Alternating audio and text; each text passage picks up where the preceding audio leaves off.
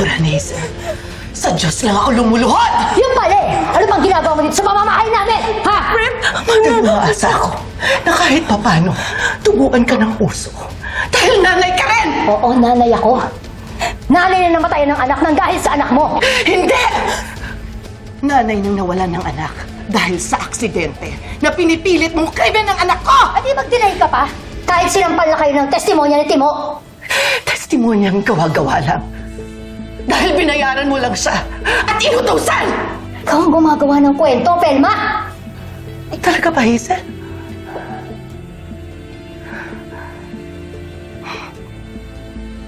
Sige. Sige, sabihin mo! Isumpa mo sa anak mo na hindi mo binayaran si Timo para gumawa ng kwento para idiin ang anak ko!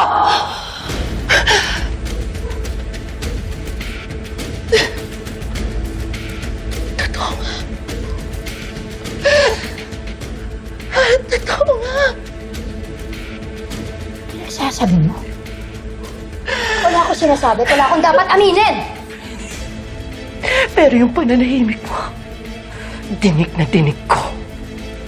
Sumisigaw ng katotohanan na binayaran mo si Timo at hindi mo kayang sabihin yun sa anak mo! Umalis ka sa pamamahay ko. Bago pa kita idemanda ng assault, trespassing, magkasama na kayo ng anak mo sa kulungan.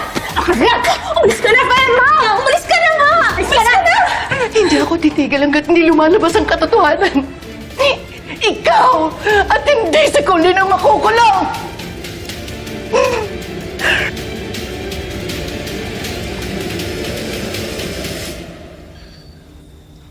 Nay, baka niyo pa kasi pinuntahan. Pag kami ni tatay pumupunta kay Hazel, nagagalit ho kayo. Tapos, pupuntahan niyo mag-isa na. Ang tapang niyo naman po. Nga po, Nay. Buti hindi kayo sinaktan ng demonyong yun. Hindi. Hindi ako papayag. Buti naman ho. O ano na, may napala ho ba kayo? Wala rin naman, di ba? Meron.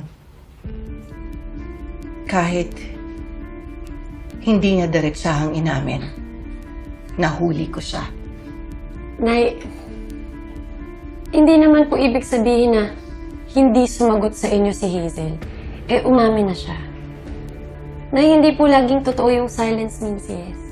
Pero totoo ang mother's instinct. Ina ako na nakita ko sa kapwa-ina ang katotohanan. Kayo mga anak, kaya ko kayong tingnan sa mga mata at diretsong sagutin sa inyo kahit paanong tanong niyo. Pero si Hazel, kahit picture ng anak niya, hindi niya kayang tumingin at sabihin na hindi niya binayaran si Timo.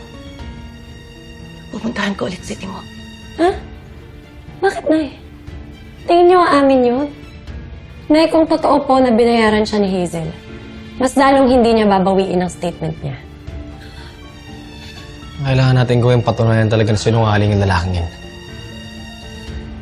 Pag nagdepensa na tayo sa korte para kay Colleen. Ay, sorry ah. Pero kung kailangan, sisiraan ko si Jessica. Alam mo yun, para hindi mapasama sa mata ng Judge si Colleen.